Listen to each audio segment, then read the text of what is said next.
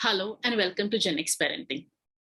Once, while talking to a cyber psychology expert, she asked me a question. Leena, will you leave your child alone amidst a city? No ways, I said immediately. Then she asked, then how can you leave your son or daughter alone amidst the internet space? I had no answer. And hence this video about internet safety or cyber safety for children. To help us with the right information, we have with us Ms. Joanna Pakrasi. She is a co-founder and director of Rihaee Foundation.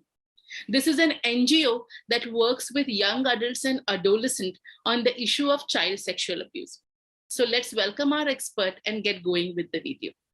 Hello, Joanna. Welcome to GenX Parenting. Hello, Leena. Thank you so much for having me over for this much needed discussion on internet safety. So thank you very much. So, Joanna, what are those lesser known dangers that are out there in the internet space? So let me begin by saying that the lockdown has had a very, very severe toll on children, where they had to depend on the internet completely, both for education as well as for entertainment. And through my work in the past 2 years, especially during the lockdown, a lot of parents have indicated high levels of addiction, internet addiction among children. So that is one thing which we must understand and bear in mind when we are talking about dangers, that due to the 2 years, the children have been so much online that they cannot see a world beyond technology, beyond the internet. In fact, a very recent study has indicated that India fares pretty poorly in terms of cyber safety for kids, because they say that 86% of our children in the age group of 10 to 14 have smartphones or have access to smartphones. And so you can imagine if 83% of the children have access to the internet at their fingertips, the dangers are not very far. So when you are talking about dangers, again, it's a little disappointing that cyberbullying is pretty high in India. 22% of the children who were interviewed as part of the study have indicated that they have been cyberbullied, which is far more than the global figures. Okay, and unfortunately, the parents are not, that aware, or are not much into the awareness of cyberbullying and the abuse that can happen online with children. So apart from cyberbullying, we can talk about, when I talk about cyberbullying, which is pretty high, we are talking about rumor spreading, we're talking about trolling of children, we are talking about, body shaming, we are talking about concepts like happy slapping, which is happening among children. So that's one aspect of cyberbullying, where you can just imagine a child being bullied physically. The same thing is now happening online. The potentiality of sexual abuse of children is also very high. In fact, through my work in the past 2 years, we have realized that trafficking has increased, and sexual trafficking has increased, and it's taken an online mode, because everyone's online, children are online. So sexual abuse is also happening to that extent online. So we have to be careful about that. Access to pornography, another danger.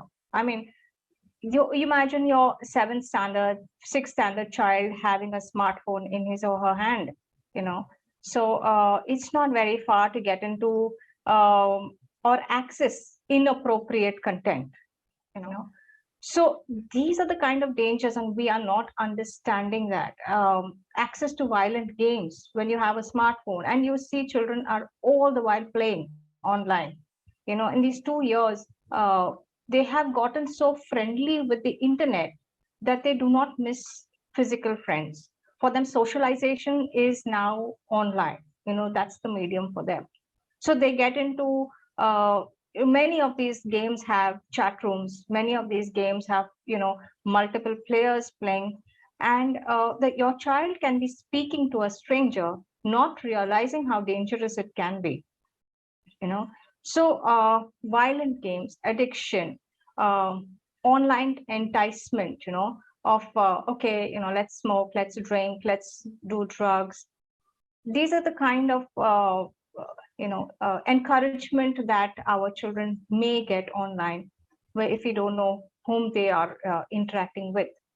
What are the mistakes or habits of parents that can put a child into danger in the internet space? As adults, we also access a lot of the internet. Our lives are now dependent on it.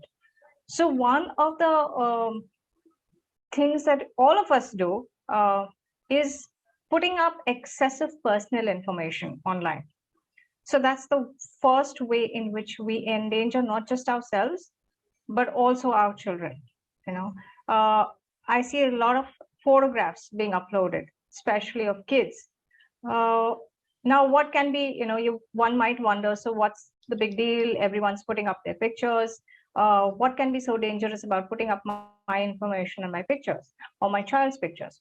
Now, there is a different world on the internet space. The internet that we can access seems safer, but there is a different, deeper, darker internet that's happening. And that is a space which is dangerous. That is a space in which all the murky, the dirty things happen. And when we have exposed ourselves so much, all our information is out there for people to access, including our pictures. All that data, all that information, all those pictures can be sold on the darker web for as little as 100 rupees, 50 rupees, you can get information. Another is using unsafe internet connections. And that's one of the dangers again, because you are using a connection that can be hacked into very easily. Everyone who's sitting there probably is on their systems into the internet. So when you are using unsafe internet connections, you're putting yourself and your child at risk. Another thing as adults, we all do, and one is not changing our passwords regularly. So one thing that we need to do is change our passwords as often as we can. And lastly, which is not directly linked, but yes, we can put ourselves in danger, is clicking on ads, links, or downloading apps without ensuring their credibility, without knowing the organization that is uploaded that app, the organization that has created it, or authenticating the link that you have received via email or on your WhatsApp message. So that is how you are also allowing a potential hacker or a potential malware to come into your system. So in that case, what are the critical internet safety lessons that we should learn and teach our children to? First is have a good internet safety talk with your child. No matter what the age of your child, today every child is accessing the internet. So it is very important that they know what are the dangers that are lurking online. So be honest and build a relationship of trust. Explain to them need for online safety. Get involved in your children's online activities. And when I say get involved, I do not mean you start sending them messages on Facebook or on your social media. What I mean is you should know whom they are chatting with. What are the sites that they are visiting? Very important to know whom they are talking to online, because, like I said earlier, they may be interacting with strangers, and that could be very dangerous for them.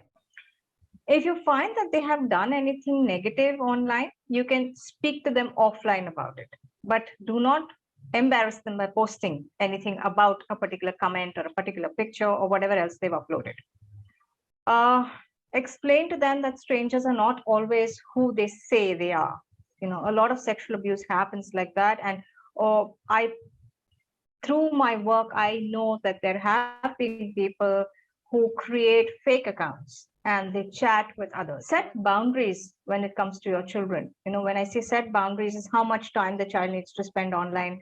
Now, of course, because schools have gotten to be offline, they don't need to spend that much of time online. So you can very comfortably set a boundary with regard to how much time do they spending online, what are the activities that they can do online, and talk to them about good and bad sharing practices, what they should share and what they should not share online. So personal information is a big no-no. Where I am, what I'm doing, those are the kind of details that should not be online, because then people can track your whereabouts. Everything should be age appropriate. So everything that your child accesses online should be age appropriate. And discuss what is age appropriate with your child. Even when we are talking about even simple things like YouTube or Netflix or any of these OTT platforms, there's something called something for children. Access only for children. So the same thing works even when we are talking about online. Everything has to be age appropriate. The games that they download have to be age appropriate. So you can check there are areas which mark 7+, 3+, 12+. So see if that particular game, that particular app is appropriate for your child. And remember that your child needs to take permission from you as a parent to download any app or game. Okay. Also install monitoring apps, which once you install it on your system, on the laptop or on the phone, it will give you a report. Many of them give you monthly reports. It sends the monthly report to the parent, which says, which websites the child has accessed, how many hours the child has been online. So this kind of gives you an idea of what your child has been doing. And then if you find that something has been inappropriate, you can have a healthy discussion with your child. Talk about responsible online behavior. And when I speak about this, I am referring to cyberbullying specifically. What kind of comments your child should put up. So if some of his or her friends has put up a picture or put up a comment, so what kind of a response should your child give? It should not be such that is hurting, it is bordering on bullying. So the kind of comments, the kind of pictures that your child uploads, you need to teach your child what is responsible, what makes him a good human being, a good citizen. And importantly, you be a role model. If you are a role model, your child will follow you. Most children learn through emulation.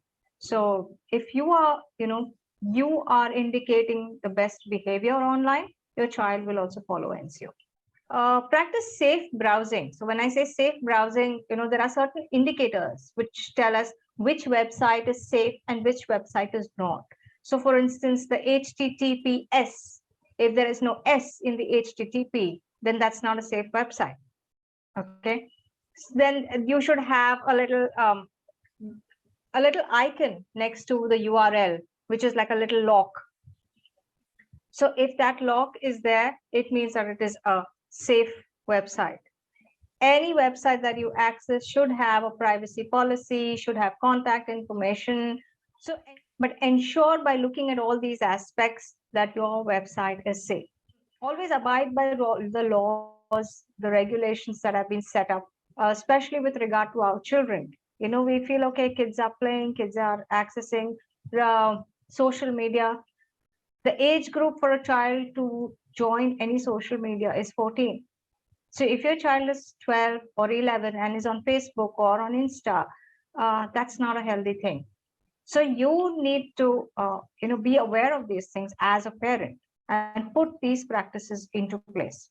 So, Joanna, despite of all the precaution, unfortunately, if one comes across some concern or observes some signs of concern, what is the emotional and the technical approach that one should have?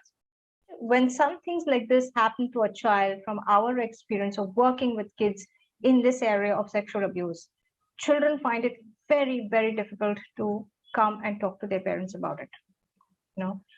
Because they are scared that the parents will blame them.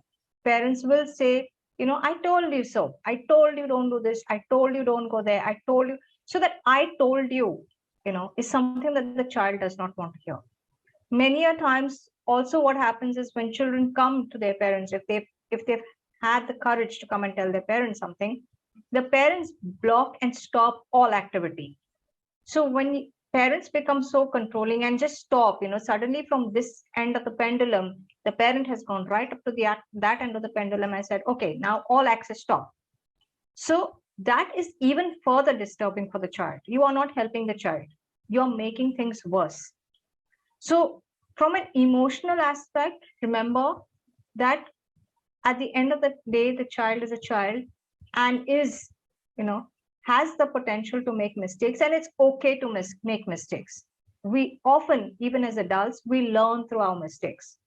So do not blame the child, support the child, okay?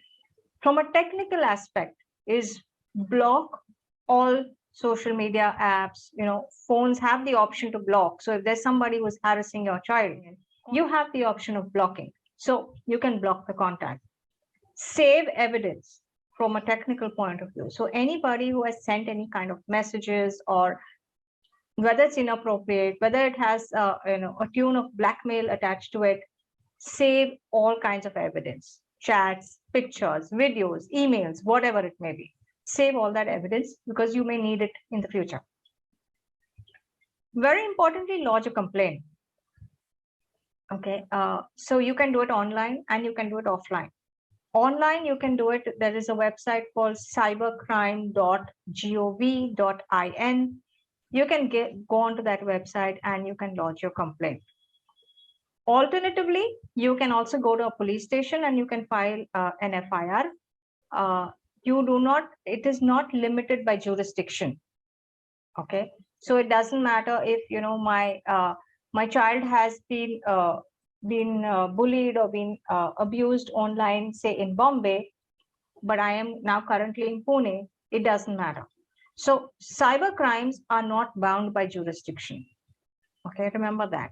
The FIR, if you're lodging a complaint, remember the FIR needs to be filed under 3 acts. One is the IT Act, one is the POCSO because it is a child, and the other is the IPC. So there are 3 acts that will be involved, 3 laws that will be involved when filing the FIR.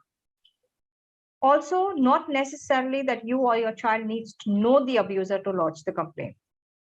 It can be a stranger, and you can still lodge a complaint against an anonymous unknown person. Okay. There is also an organization called Childline, which is a quasi-government NGO. The number is 1098. And in the event that you cannot go ahead and do anything legally yourself, you can always call them up and take their help and take their support, and they will guide you on what to do. Thank you, Joanna, for this insightful session. Internet is a medium. It always has its pros and cons. So let us learn ourselves the internet safety rules and help our children understand these safety rules in a way that it is not overwhelming for them. I'm sure this session was very helpful for all of you. If you like it, do share it with fellow parents. And for more such informative sessions, do subscribe to GenX Parenting. Thank you so much. Thanks, Joanna, once again.